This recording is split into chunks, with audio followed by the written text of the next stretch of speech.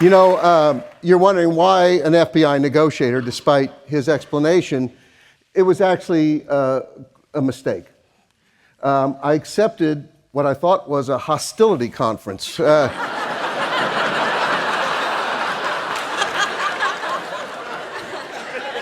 hearing goes when you get older, so.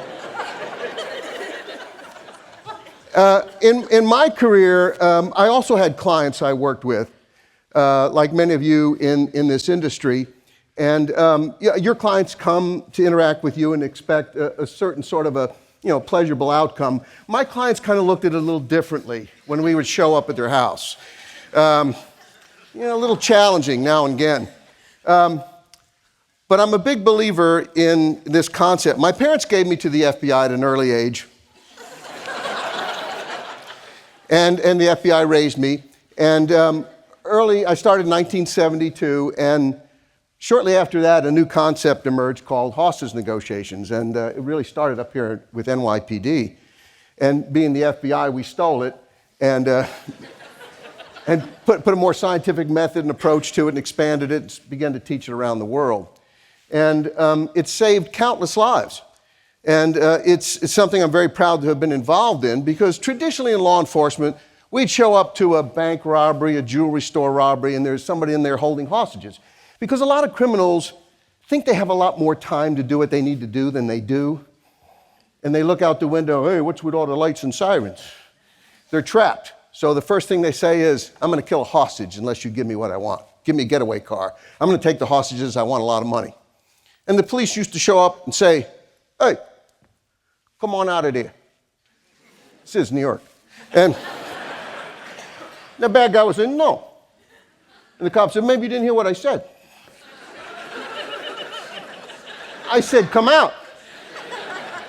I heard you and I'm not doing it. And we'd go in and kill them. Or they would kill us, or we'd kill hostages, or there'd be all kind of bad outcomes. And somebody up here said, well, maybe we should think about slowing things down a little bit, containing the situation and opening a dialogue. Yeah, let's try that. So that's what they started, and it's worked very well. When I went through my training very early in the process, the first 3 words on my note-taking guide was stall for time. A clever name for a book.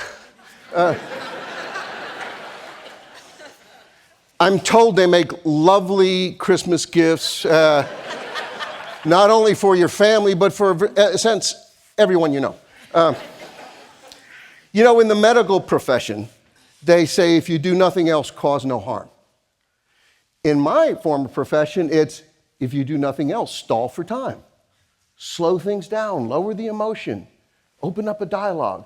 In fact, we got so good at slowing things down, there would be some on-scene commanders would come up and they'd say, hey, Gary, you negotiators, it's almost like you're doing nothing. And I'd say, no, we're engaged in dynamic inactivity. Okay, as long as you're doing something. It's amazing how time cools emotion. In fact, Sandra, would you mind changing the slide? Thank you so much. I love this slide. I don't know who invented it. I'll tell you it's me because you don't know the difference. But I didn't. This tells you everything, and John, I want your feedback on this later. This tells you everything about human behavior. When emotions are high, when someone's angry, frustrated, they don't feel they're listened to, they don't feel respected to, they've had an argument. When your emotion is high on that teeter-totter, your ability to think and behave rationally is very limited. That's the challenge. That's the whole challenge of interpersonal communications, to either avoid conflict or to resolve it once it's emerged. Before we can begin to speak rationally and solve a problem, we have to lower emotions. And a lot of guys in law enforcement and the military were pretty bad at this. We show up, a guy's in the jewelry store, say, Mr. Smith, I've been here 2 seconds, and already I know that you're an asshole, number 1. Number 2, here's the solution. You let your hostages go and come out, because you're never going to get this crap that you want, and if you don't, we're going to kill you. So come on out. Now, do you think that person's receptive? Hey, that makes sense, Gary. Why didn't I think of that? They may not be quite ready yet. So here's 2 scenarios. So we got the police show up. Hey, Come out of there or we're going to come in and get you. No, I ain't doing that. I ain't never doing that. All right? Traditional method. Hi, my name's Gary, Mr. Smith. I understand there's a problem in there. I'd kind of like to see if we can work this out. I'd hate to see anything happen to you. Does that sound a little better? And that's the approach, and they don't expect it from us. They expect that Jack Webb, dragnet, law enforcement voice, nothing but the facts. He must have been a terrible negotiator. I don't know how he got anything done. But we give them a softer, kinder, listening voice. We're not mollycoddling them. We're listening to them. People want to be listened to. They want to be understood. It's a very, very important concept. Now, I'm going to give you an example of some cases. Back in the early 90s, I took my family to the Washington Mall because I spent most of my career in the D.C. area. And my friends in the park police used to let me park my car up really close to the fireworks. And then my family became my neighborhood because they wanted to come in there too. So we'd spend the whole day drinking adult beverages, baked beans, potato salad, great American holiday. And I'd had a couple drinks and was feeling really patriotic. And my beeper goes off. Some of you don't remember. We used to have things called beepers. And I saw the area code was South Carolina. So I said, hello. And it's one of my hostage negotiators from South Carolina. He's on his way to Charleston Harbor, where a guy with a rifle has taken over the USS Yorktown, a decommissioned aircraft carrier. And he's fired off some rounds, and apparently that has upset some people. So in my state of brilliant thinking, I said, well, Mike, that was my guy's name. I said, Mike, it's a very symbolic day. It's a very symbolic venue, this ship. I'm thinking we're dealing with a disgruntled veteran. So you drive over there, get together with the police, and listen to this man and use active listening skills, and I'm sure this will all work out fine. It's been going on for a while. He hasn't killed anybody yet. That's my wisdom. Call me back when you get to the command post, find out more information, and I will share more of my wisdom with you. Honey, another beer. And a chicken wing. Yeah, that's good. So I go back to what I'm doing. 45 minutes later, beeper again. I call up. Of course, cell phone's back. So I call on the cell phone. The guy says, hello. I said, hi, this is Gary Noesner with the FBI in Washington. Is Mike Duke there? It's my guy. No, there's no Mike Duke here. I said, well, is this the command post? No, it's not. I said, is this the negotiation room? No, it's not. And the guy says to me, he says, well, who'd you say you were again? I said, I'm Gary Noesner. I'm the chief negotiator with the FBI calling from Washington. He says, I guess I'm in more trouble than I thought. Now, in my business, that's what we call a clue. So I said, say, you don't have to be the guy with a gun, are you? Yes, I am. How's it going? I've had better days. What's your name? It's Jim. So here I am, 300 miles away, negotiating after having a couple beers, a lot of potato salad, by the way, and I'm talking to Jim. And sure enough, Jim is a veteran who is drug dependent, alcohol dependent, been in and out of the VA, didn't get the services he needed. And what do you think Jim was doing in that aircraft carrier that day? He hadn't shot anybody, but he discharged his weapon. He wanted somebody to listen to him. He wanted to be heard. Nobody's paying attention to me. So I talked to him for a while. As soon as I could, after a while, I got myself extricated from that phone call, but not before something very funny happened. So while I'm on the phone with Jim, trying to calm him down, saying, Jim, nobody there wants to hurt you. You need to talk to the police there, but I can guarantee you everybody's there to try to help you. Help you. We want to make sure you get the services and support you need. He said, what's that sound? I hear a sound. I said, Jim, I don't know. I'm not there. But I guarantee you nobody's going to try to come up and get you. Okay? He said, let me go check. While he's doing that, the beeper goes off with another phone number. Now, I'm going to call that number and rip the head off my negotiator, who has given me Jim's number. As it turns out, the number to the command post could be answered by Jim up in the aircraft carrier, and they didn't know it. So this newcomer number comes across. I grab my wife's cell phone, and I call up the new number while I'm on hold waiting for Jim. You know who answers the phone? Jim. I got him on 2 lines. You can't make this up. But you know what? The police invested about 10 hours in that. Cost money. People say, hey, what are you mollycoddling this guy? Get this done with. They took their time. They were patient. Did this guy deserve the attention we gave him? The support we gave him? A veteran, served his country? Sure he did. Absolutely he did. So instead of being aggressive and dictating what we wanted him to do and coming across as aggressive, we came across as caring and concerned and interested in him. I think that's a good thing. I think that's a real positive thing. And we tried to do that. I had another call once when I was at the FBI Academy. You know, I used to get all these calls from these police departments around the country, and it was rarely a call where they'd say, you know, we had this tough situation, we did all that stuff you taught us, it's all working, just wanted you to know. It was usually, this one's in the shit can, what do we do? Well, it's San Antonio, Texas. It's Fiesta, there's a gazillion people in town. This guy crawls up a radio tower, and he's gonna commit suicide. And the police all show up, lights, siren, cars, the whole 9 yards. And he's threatening to jump, and they call me, what do we do? And I said, well, what does he want? He said, he wants some cigarettes. I said, did you give him the cigarettes? No, what do we get in return? I said, I don't know, maybe you'll cut off a leg and throw it down. I mean, what are you looking for? I mean, it's not a bargaining situation. He's in crisis. He needs intervention. You know, when somebody robs a bank, they say, I want money. And we make them bargain for it. They think they have more power than they do. They really don't. And they're ultimately left with the decision to surrender or possibly get injured or killed. Those are easy, believe it or not, hostage situations. It's the crisis ones where a guy's holding his girlfriend, holding his own children, and threatening to harm them. Those are the most challenging. Sandra, could you switch slides, please? What we have to do, and I believe this applies in your life as well as it did mine, what we're trying to achieve is that upper step, cooperation. We want cooperation in life from our family, from our friends, from our coworkers, from vendors you're working with, you name it. To get there, we have to exert some influence. To exert influence, we have to have some of that French stuff called rapport. That rapport is really good stuff. You want a whole bunch of that rapport. I think it's served with, a vichyssoise, something like, I don't know. So you want to get that rapport. And to do that, we're showing empathy, not sympathy. I feel sorry for you, you miserable son of a bitch. No, it's empathy. I understand how you feel. I understand why you're frustrated with the VA.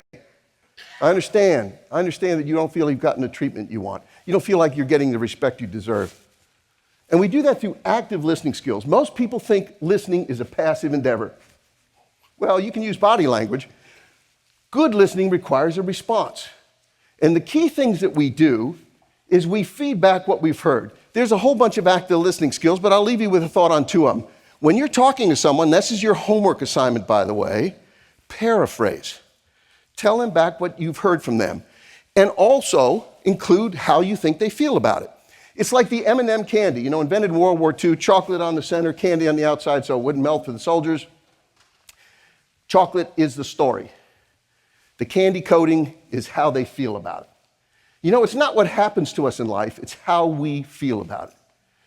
Today in Orlando, somebody went back to their workplace and shot 5 or 6 people, killed 5 or 6 people.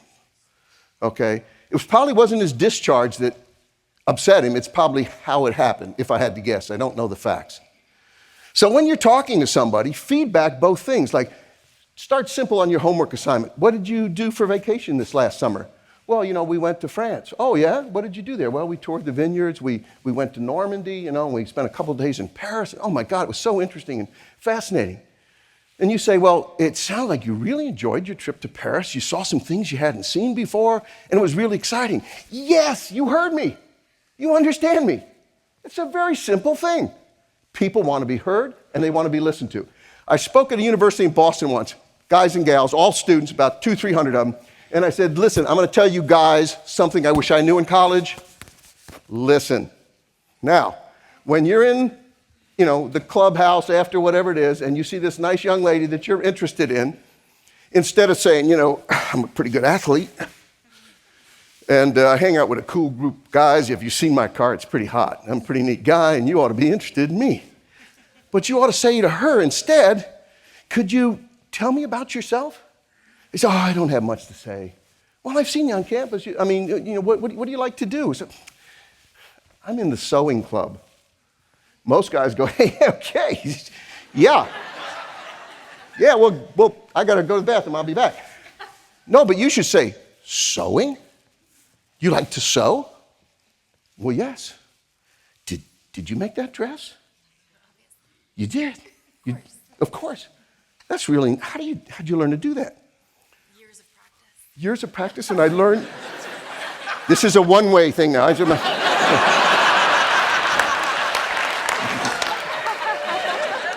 And she says, I learned from my Nana.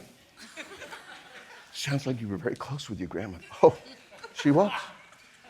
She meant so much to me. She really influenced your life. And you love to sew, and that's amazing. I don't think I've ever known anybody to sew. What kind of clothes do you make? Boom, boom, boom. 2 hours later, good night, got to go, got a big test tomorrow. You go off to the dorm. She goes back to the dorm, and what does she say to her roommates?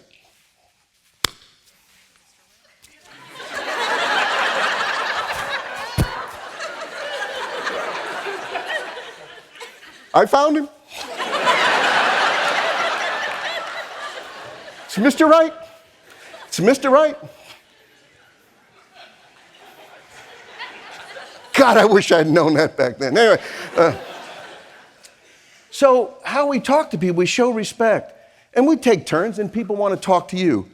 But listen to them. I have a favorite game I play when I'm traveling and I'm giving a presentation somewhere. I was in Memphis the year before last. And I don't like room service, and I don't like to sit in the restaurant by myself, so I go to the bar. You know, I like to promote bartenders. So I'm in a bar having a steak and a Jack Daniels, and I wait for my target du jour. That's whoever's going to sit next to me, old, young, male, female, I don't care. Not the way you think. Anyway, so I'm practicing my skills. I'm not that flexible. Anyway. So,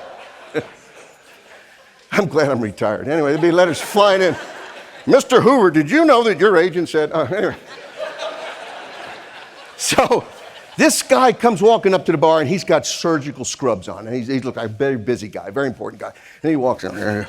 Oh, I need a martini. I need a martini. You know, I stand like this, and I said, well, sit down, sir. How you doing? And he sits down, and he's waiting for his martini to be made. I said, excuse me for asking. I said, are you a doctor? He said, no, I'm not a doctor. I said, well, I noticed you're in surgical scrubs. He said, I'm a medical device salesman. Oh, wow. What kind of medical devices? Artificial knees, artificial hips, artificial shoulders. And I said, well, how come you're dressed in medical scrubs? He said, I was in surgery showing the doctors how to use this. That was my hook. So you teach doctors? And he like, well, yes, I do. Wow, how did you learn to do that? An hour and a half later, his name was Jim, his wife's name was Robin, his kids were Bob and Mary and Alice. I know where he went to school, I know where he lived. I knew everything about this guy, because I just kept asking him questions. And finally I said, okay, game over, I'm tired, I'm going to bed. And I said, hey, Jim, it's great talking to you. I got to go to bed. He said, what was your name again? I said, I'm Gary Noesner. He said, where do you work? I said, I'm retired. I was the chief hostage negotiator for the FBI, but you have a good night. And I walked away. And I kind of thinking he was saying, maybe I could have learned a thing or two or heard a good story. But we all need to do that, put ourselves in another frame of reference. And remember, though, none of this works at home. I mean,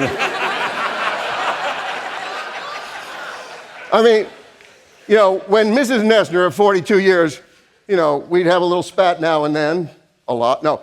And I'd say, oh, I hear what you're saying, honey. I know. She'd say, no, honey.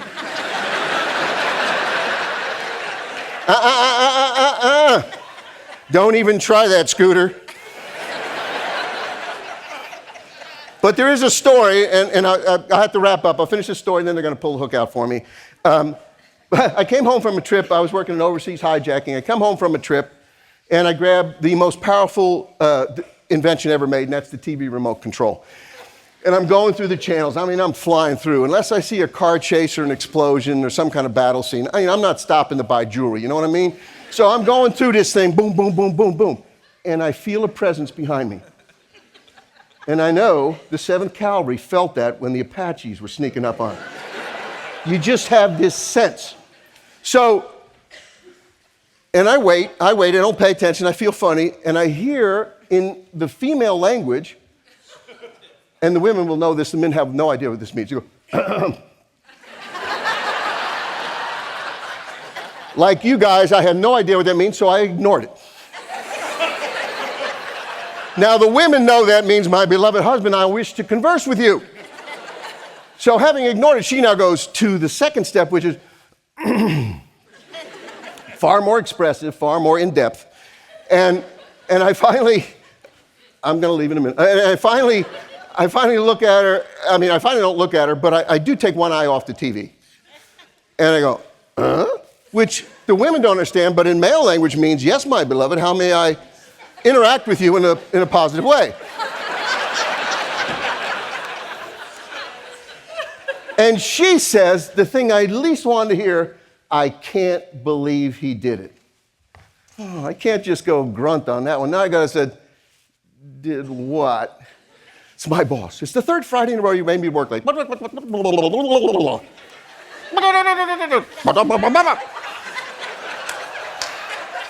Well, my wife is blessed with a brilliant husband. Hearing that psychobabble, I turned to her and I said, you tell your boss you're not working late on Fridays anymore. Thank you. Problem solved. Identified a problem, I solved the problem, and I moved on to the next one. Honey, would you get me a beer, please? You're closer to the refrigerator than I am. I don't want to have to get up. Somehow that did not seem to satisfy her needs. She gets on the phone for an hour with her friend, and her friend says, oh, that must have made you feel so bad. I used to have a boss like that too. I said, honey, when are we going to eat? Now this, I made this up. This would never happen. I mean, I'm a trained negotiator.